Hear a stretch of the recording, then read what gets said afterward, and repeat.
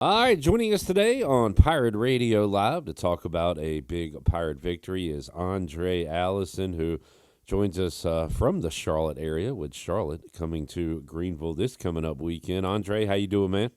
I am doing great. I am doing great, man. Hey, big victory for us. Momentum is switching on our side. We're looking very favorable right now. Man, last game we talked about ECU throwing for 300, running for 200. Let's see some more of that. They switched it up against Temple, over 300 rushing yards and over 200 passing yards, and that is a winning formula, Aundrae. That offense was cooking, and most importantly, got going early. First possession of the game, coming off the bye, they were a little shaky last time around. This time, got 7 on the board immediately. Yes, and we talked about them having a fast start, and they definitely did that. No, I was happy to see that, and it's just looking like one of them things. Like you can see the players start to really get into like the groove of like accepting their roles as well, and the identity of our team is crystallizing a lot better than in the past. But definitely seeing that Russian attack, that's gonna be hard to stop whenever you gotta like pregame and pre-plan for us. You can't just, make us one dimensional like how we was early on in the season. And it just feels good, Aundrae, to have a complete team win like ECU had on Saturday, because the Temple had a couple of possessions there where they scored and got things tied up. But other than that, the defense had a hell of a game. Offense was clicking all day. More special teams magic as well. So you had all the phases clicking in one ball game. Yes, and that's what I'm saying. You can feel like when I watch our team now, you can see kind of like that. It's in the earlier parts of the year, we didn't really truly know who he was, right? And I'm sure it's not just the coach's fault, but a lot of it has to do with just players being able to accept, where they stand on the team and the value that they bring by just, you got to sacrifice, you might have to give up something. But now everybody is rolling and clicking, and they're fully engulfed in the roles and all the game plan strategies that coaches asking them to carry out for them.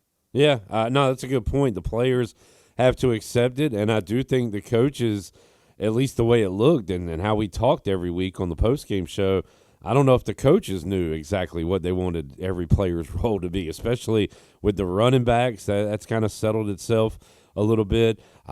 We've been asking for more Yannick Smith, got him Mhm. involved with 100 yards, 2 touchdowns on Saturday, and they still spread it out. And I guess when you're spreading it out and it's not working, we can criticize. But I gotta say, I love seeing. I think we had like 10 players rush the ball on Saturday, 10 to 12 catch a pass. So that's when you know things are going well.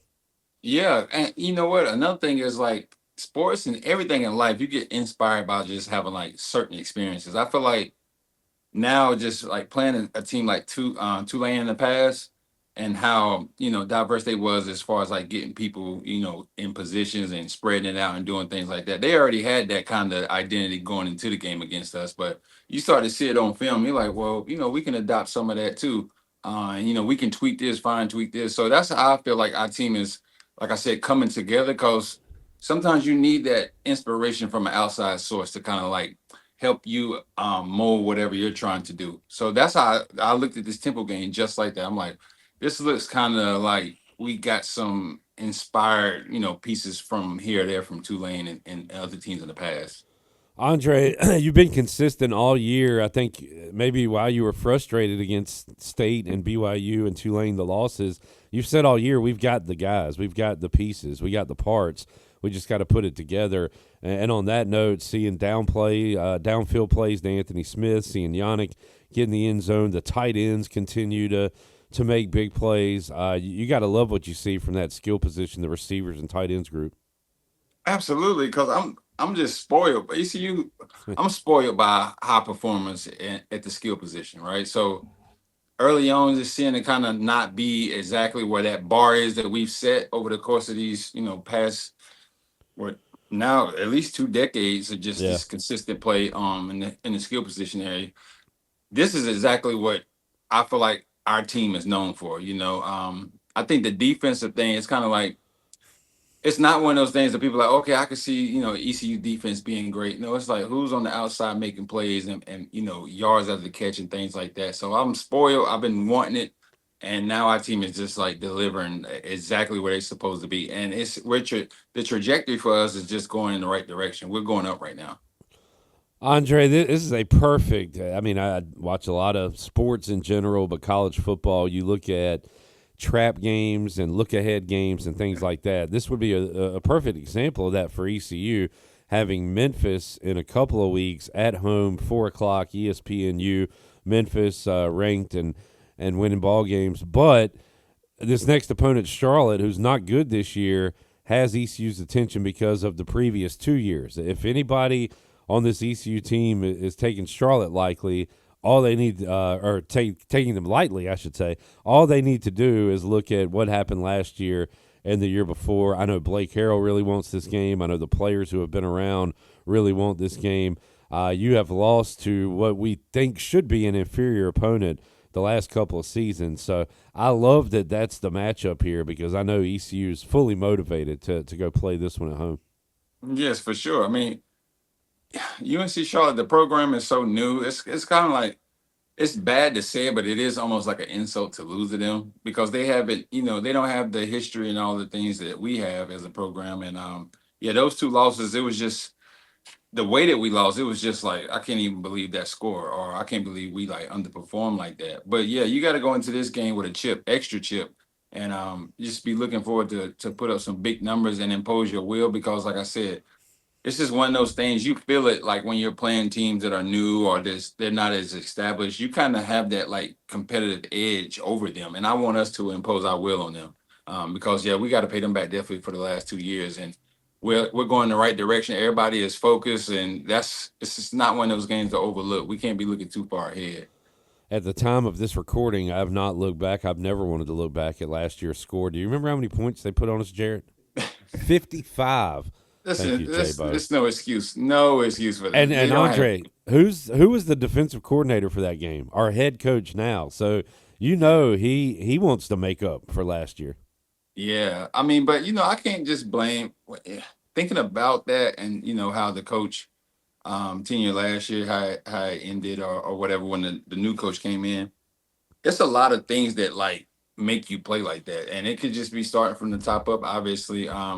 If the voice is lost in the locker room and coach isn't connected any longer, players will shut it down, especially dealing with, new age players. It's a little bit different.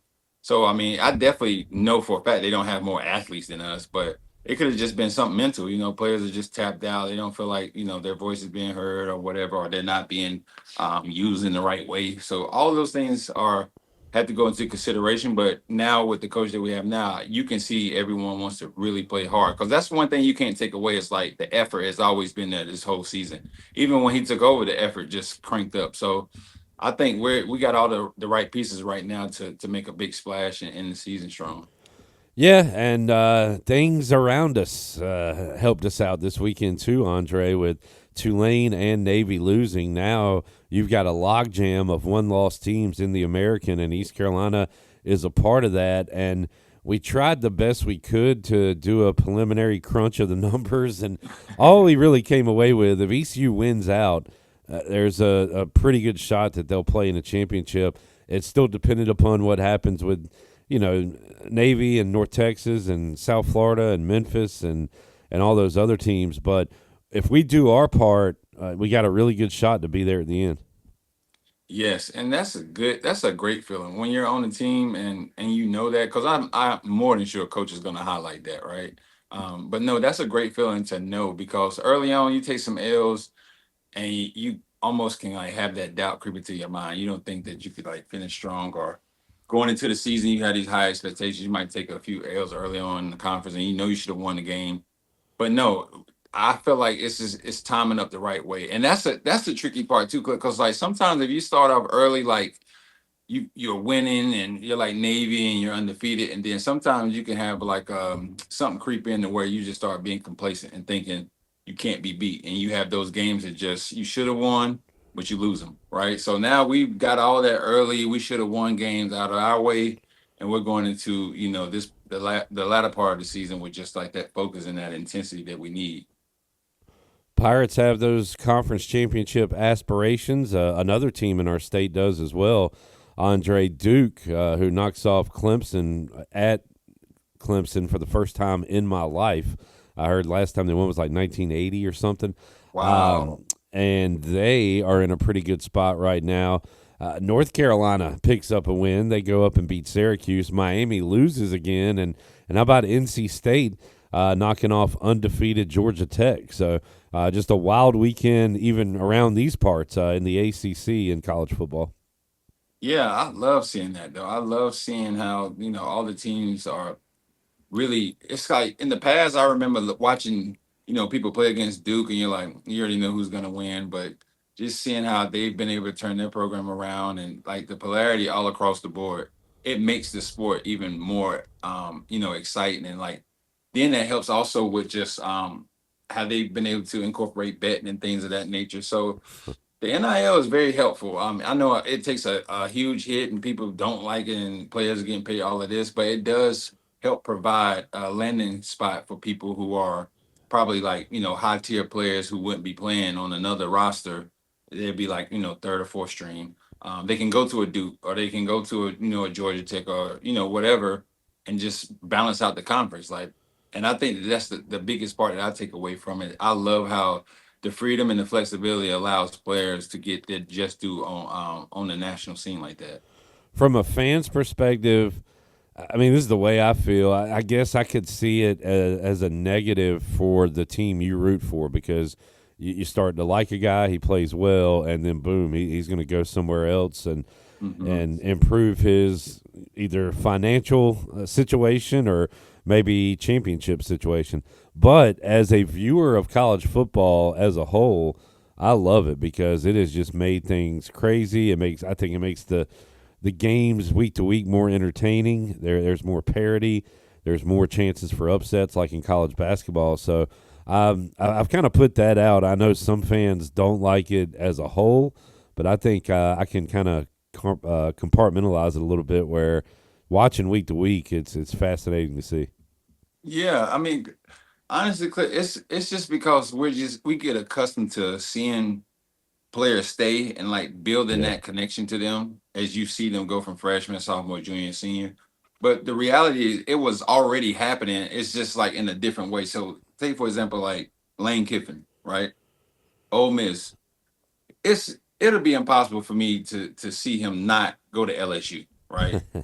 But I mean, the average sports fan is still a football fan. It's like if you're an Ole Miss fan, you're Ole Miss fan. It's not like I'm only a Lane Kiffin fan and I'm a separate player fan. It's like no, we've already been seeing it. It's just like it was just more acceptable.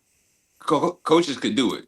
They could go from Notre Dame to this, and it's like oh yeah. But now that the players are doing, it's so new. It's just kind of like it's creating a high level of discomfort because we're not used Yeah. to it yet. And But the I've more you start to see it, it's going to be easier for us to digest it. 100%. It's hard for folks to change when it's been one way for so long. Yeah. But I've never gone the and I joke about it a lot. The not a true pirate. Somebody will say if somebody leaves or whatever. Like I've never got into that loyalty mess because, like you said, the coaches are loyal to their families, and by that I mean they're getting the biggest paycheck they can to support themselves and their families. I mean, yeah, people are loyal out there, but not necessarily loyal to a school. So I've never said the players shouldn't leave or whatever because the coaches have been doing it forever. But anyway, it's you hit it on the nail there, kind of at the end. It's just college football was the same for so long, and then I feel like we just had drastic changes overnight. Yeah, and that's all it is. Cause and it honestly like the play like the youth play has a huge impact on it too. Cause that's how I know basketball changed. Cause AAU has a huge impact on why those players start moving around like that. Like you The, take like the LeBrons and Durant, they were used to switching AAU teams all the time. So when they yep. got to the NBA, they just like it's just a jersey, So and that's the same thing with like football. You could be on one flag football team early on, and then the next time you look around, like this coach come and recruit you, you're over there now. So they're not as connected to teams like how it was in the past because there's more opportunities and options. 100%, man. I've said that too. We share a lot of same thoughts, Andre. You just say it better than I can. But Nah. you're 100% right, man. These guys are on different teams every year with different players. They go join their buddies. They get mad at a coach, go play for a different AAU team or whatever, Yeah. and then as they keep advancing and they do it at that level too. So you're all over it, man. All right, Andre, real quick, want to talk some NFL. I sent you that picture before the Washington game I love last that night. picture. I love I that went picture. all in. Andre talks about my Washington hats. I had to go Redskins helmet last night, and it did not help. We got our ass kicked by Seattle. But I'm going to say it again. I love when teams feed their best players. Sam Darnold knows that Jackson Smith and Jigba is his guy. So what do? They force feed him. And I hated to see it against my team, but man, I love when teams get their best guy the ball, and they do that every week with him. Oh yes, they do, and I love the schemes that they run. Because when I'm watching the game, I always watch how either how hard it is or how easy it is for a player like Smith and Jingba to get the ball right. And I don't feel like he has to work but so hard because the scheme, like the concepts are just so clever. They're so it's so easy because I mean you got to think with Sam Darnold back there, he has a lot of experience, and I'm sure the coordinators and all the coaching staff they're super familiar with one another, so they already know his strengths and weaknesses. He's not having to do but so much, but the way that he gets the ball, it's just so graceful. It's not like forced, and it's not like raggedy, and it's not putting your team in a bad position because you're still playing defense and special teams. But nah, he's being fed the ball with great, clever play calls too, and it's amazing to see. It's so smooth and easy, and I think seeing that type of stuff with Sam Darnold being able to go out there and get that opportunity, it seems like he's playing with a chip too, because he probably felt like he should have been still a Viking. So Right. you can see his plays has definitely up the ante. But I was shocked that they put that many numbers up on the Redskins. I'm not gonna lie, I was Speaking of the shocked. Vikings, awesome win, J.J. McCarthy and the Vikings. That and you know what? Unfortunately, I'm going to overshadow it because I've been saying all year the best college football win of this year by any team was Indiana going into Oregon and win. Yeah. Best NFL win this year by any team. I think the Panthers going to Lambeau. Packers were really good at home and certainly a contender in the NFC. For the Panthers to go on the road win that game after getting crushed by Buffalo, Hmm. man, that says a lot, man. A ton of credit to what Carolina did yesterday. Yes, I'm starting to see their change. They're changing like their morale and their like that old Panther mentality is kicking in too. You can feel it in the city. I'm not gonna lie, Cliff. Yeah, More yeah, people are talking about it. When on Sundays you're seeing more people wear Panthers jerseys and stuff. Like in the past when they wasn't that good, whoever we were playing, that's the jersey you would see when you go in the grocery store on a Sunday. But it's just amazing. Like, you're right, that was a great win, and it's shocking though to me because Green Bay, every time you kind of like start riding the bandwagon and looking at Jordan Love like he's this or that, they always have like that game that they should have won that kind of like disproves how you feel about them. Because early on, you remember they were the favorite. People were like they had the best team in the league, etc. yeah. But now that just goes to show you like how the NFL is. It's like Oh yeah. I'm not surprised by anybody winning or losing any longer. It's any Sunday, But that was a huge win for them for sure. Andre will wrap it up with ECU Charlotte. Pirates are 4 touchdown favorites at home against Charlotte. What kind of outcome you anticipating for Saturday? Blowout for sure. We shouldn't even let them think that they could play with us. But no, we got to just keep riding this momentum. I think we're on to something, and everything is gelling, and everything has came together. So let's just keep riding it out. And all the sports bettors out there, I'm sure that they're going to be happy with the results of this game. But yeah, we can't allow UNC Charlotte to keep getting the best of us. That's just enough is enough already. And let's put on an offensive show for Shane Carden, Justin Hardy, and Dwayne Harris, who will be here for Yes. homecoming and Hall of Fame weekend as well. So that'd be cool. Yep. Yep. All right, Absolutely. Dre. Enjoyed it as always, man. We'll talk to you next week. All right. Sounds good. I'll talk to you later, Cliff.